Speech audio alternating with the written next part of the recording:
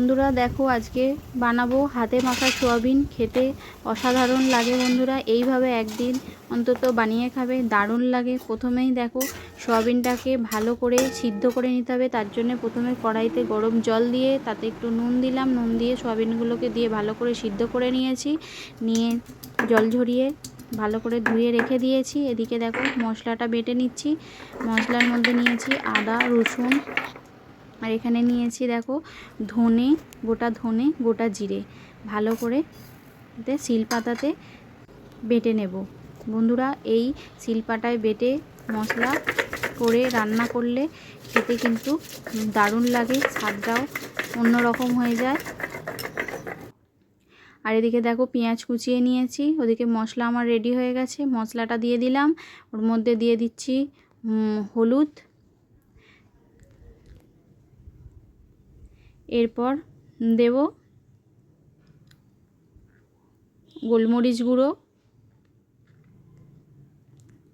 তারপর দেব লঙ্কা গুঁড়ো,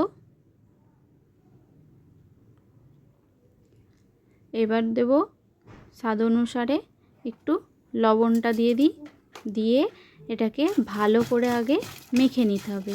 মেখে 5 মিনিট মতো রেখে দেব। রেখে দেওয়ার পরে তারপর দিয়ে দেব সোয়াবিনগুলো দিয়ে আবারও মেখে নেব। মেখে নেওয়ার পর আবারও 5 মিনিট রেখে দেওয়ার পরে যে আলু নিয়েছি সেই আলুগুলো ওর মধ্যে দিয়ে দেব। দিয়ে ভালো করে আবারও হাতে করে মেখে নেব। মেখে নিয়ে এটাকে 5 মিনিট আবারও রেস্টে রেখে দেবো। আর এদিকে দেখো কড়াইতে তেল দিয়ে দিয়েছি।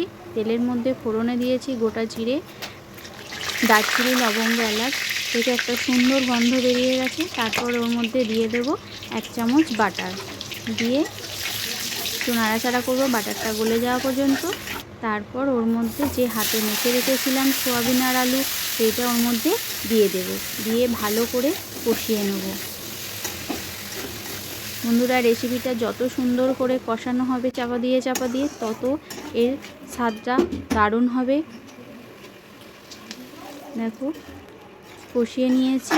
এবার এর মধ্যে দিয়ে দিলাম হালকা কুসুম গরম জল, দিয়ে এটা চাপা দিয়ে দিলাম। চাপা দিয়ে দেখো আবারও একটু নাড়াচাড়া করব।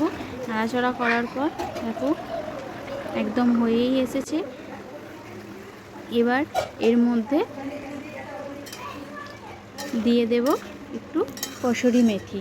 বন্ধুরা রেসিপিটা তোমাদের কেমন লাগলো জানিও, ভালো লাগলে লাইক কমেন্ট করবে। আর দেখো কসুরি মেথিটা দিয়ে দিয়েছি, দিয়ে এবার কিছুক্ষণ চাপা দিয়ে রেখে দেবো। এবার এটা নামিয়ে নেবো, তাহলেই হয়ে গেল হাতে মাখা সোয়াবিন। বাই বাই বন্ধুরা।